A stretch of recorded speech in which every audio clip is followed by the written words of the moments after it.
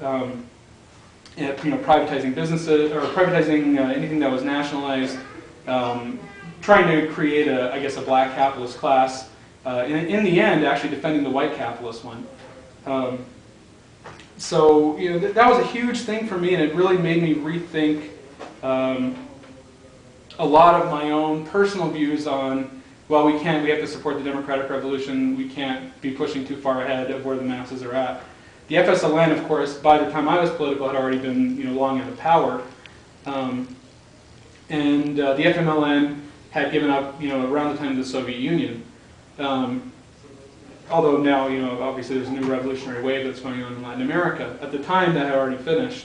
There was a coup in Grenada in 1983 that overthrew Maurice Bishop, and then the coup was overthrown by the United States. Yeah, so I mean, basically, I felt like I had to kind of relearn exactly, what was the problem, what happened here, why did these movements lead nowhere but back to where they started,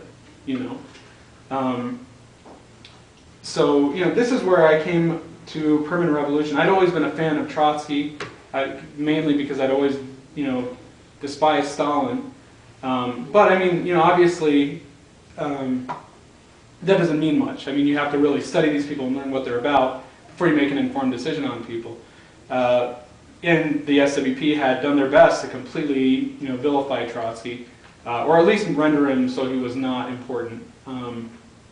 So, coming back to that, trying to figure out what exactly happened, I read a lot of the Trotskyist ideas on what had happened here. Who was Nelson Mandela really representing? Was he representing the democratic revolution? And I don't think so. I think what he represented was the black capitalist class, or the beginnings of a black capitalist class within South Africa. So, I mean, this is where I came into it, personally. Really realizing, although the permanent revolution, it seems like everything's been totally, discredited by Trotsky, since everything's been led by non-Trotskyists.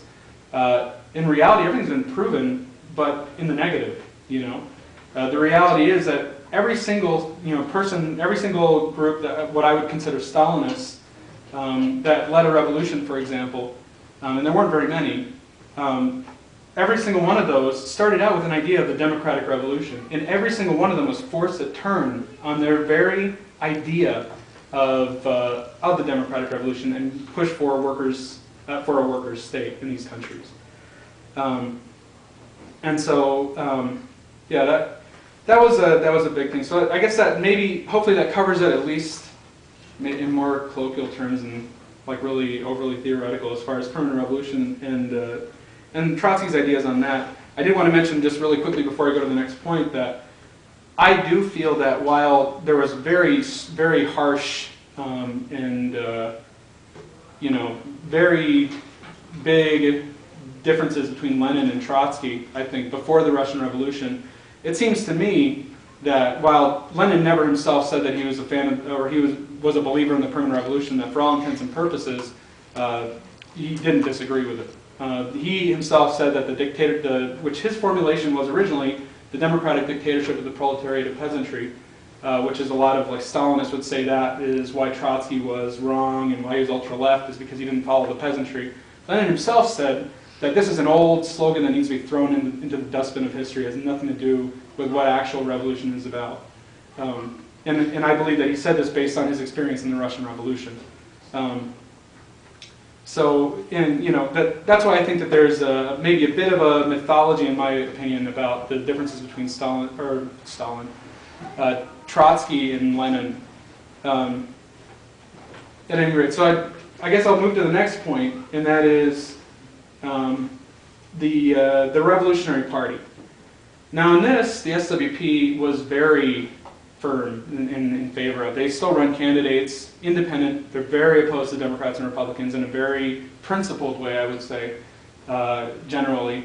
And I was part of a lot of them. I actually, myself was part of going to different cities, trying to collect signatures, going to forums where they would get people to come and listen to the candidates. And what I found was that it was relatively empty, and there's a lot of money spent on it.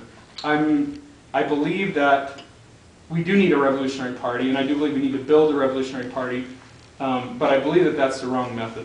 I think that at this stage, without a mass socialist party in the world, the most that revolutionaries can do is create a tendency, a specific revolutionary tendency of Marxism that can work within and with the other mass organizations of the working class, whether that means unions, whether it means larger parties that might have a reformist leadership, or even a really awful one, like for example the Labour Party in Britain, or the PPP in Pakistan, which has some of the worst leadership you can imagine. But that in reality, since there is no mass revolutionary socialist party, there's no alternative for us but to work within them and to work with workers where they're at, where we can find them in their mass organizations. But this is something I feel like was a fundamental flaw maybe of the situation after World War II, where things did not go as Trotsky thought at all. Trotsky basically thought that there's no way that fascism wouldn't win, that the Soviet Union would collapse, that he said something to the effect of social democracy and Stalinism, there will not be a stone left on their buildings by the end of the war. Utterly false, completely false. I think it was given the purges and the Molotov-Ribbentrop Pact that Stalin did with the Nazis, and given the general policy of the bureaucracy to survive amidst a revolution, really, it's not a hard thing to imagine, I don't think. And actually, it made a lot of sense, I think, for the time. But I think post World War II, I think socialists would have had to reappraise what we needed to do. After World War II, there was a gigantic growth in Stalinism, mainly from Stalin taking over, half of Europe through the Warsaw, or was it the tripartite alliance? I can't remember exactly what it was called, but with Churchill and Roosevelt and Stalin all dividing up the world. He took over quite a huge portion of Europe. Also got quite a bit of cred from working people for surviving the onslaught of the Nazis, actually doing most of the work in World War II. And because of that, there was a huge expansion of Stalinism after the war, which ultimately, I think it's what doomed the revolutionary movement. These countries that had been taken over, I don't feel like workers were put into political power. I feel like there was what we would call a Bonapartist dictatorship, but under a completely different form of economics. So it was a workers' state, a different kind of form of property, I guess. So because of this, the revolutionary movement was thrown back quite a bit, and I really tried to figure out why is it that this party is completely incapable of getting any kind of audience. Why is it that they can't? No matter where they go, nothing happens.